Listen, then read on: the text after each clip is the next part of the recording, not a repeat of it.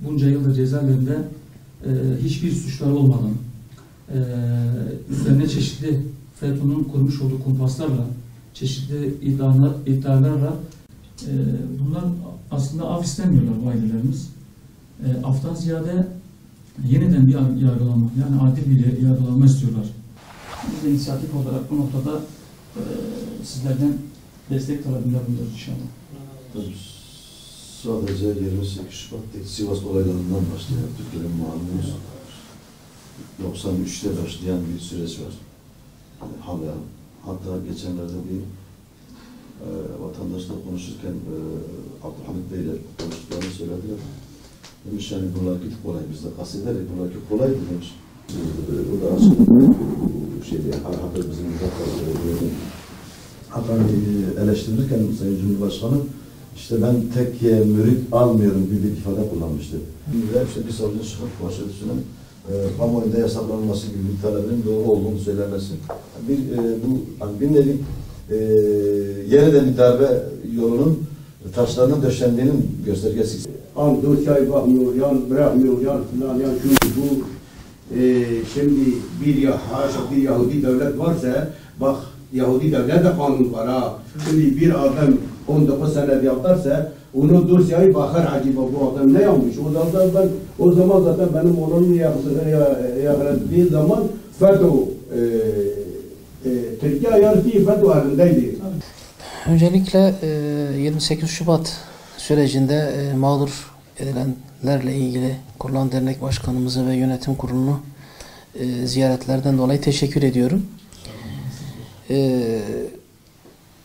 Gecikmiş adalet değildir diyorum. Burada mağdur edilen susuz günahsız bir sürü insan var. Bu nedenle bu yanlışın bir an önce düzeltilmesi gerektiği kanaatindeyim. 28 Şubat sürecinde karar veren hakimlerimiz, adalet yetkililerimiz şu anda bunların hepsi FETÖ'cü olduğu açık ve aşikar bir şekilde görülmektedir. Birçoğu ya tutuklandı veya ihraç edildi, görevden atıldı. Fakat bunların mağdur ettiği insanlarımız, vatandaşlarımız hala bu mağduriyeti yaşamakta. Kendileri cezaevinde, diğer yakınları bunun mağduriyetini dışarıda, bunun mağduriyetini ve acısını çekmekteler. Bunlar kabul edilecek şeyler değildir. Klasik bir söz var. Bozulacak şeyleri tuzla temizleriz. Eğer tuz bozulmuşsa ne yaparız? Şimdi burada eğer adalet sisteminde bir aksaklık varsa bizim adalet sistemimizin temizlenmesi gerekir. Eğer adalet sistemimiz bozulmuşsa bizim yapacağımız bir şey yoktur burada.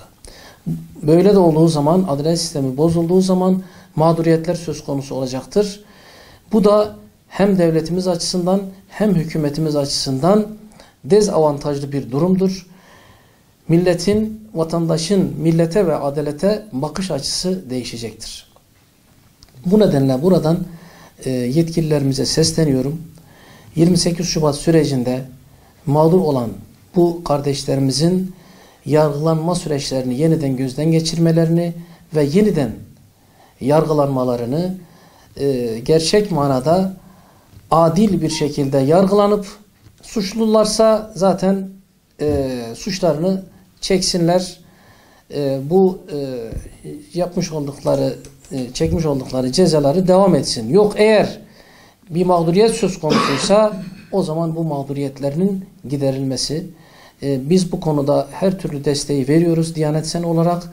Bu yanlışın, bu aksaklığın da bir an önce düzeltilmesini yetkililerimizden talep ediyoruz.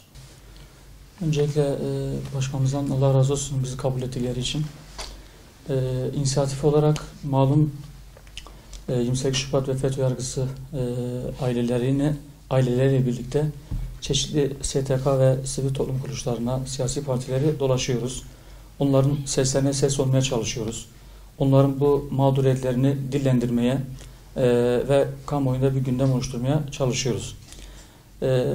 dediğimiz gibi dönemin FETÖ yargısı, hakimleri ve savcıları bu mağdur olan ailelerin çocukları ve bununla birlikte birçok insan 28 Şubat döneminde FETÖ'nün kurmuş olduğu kumpaslarla cezaevlerine atıldılar.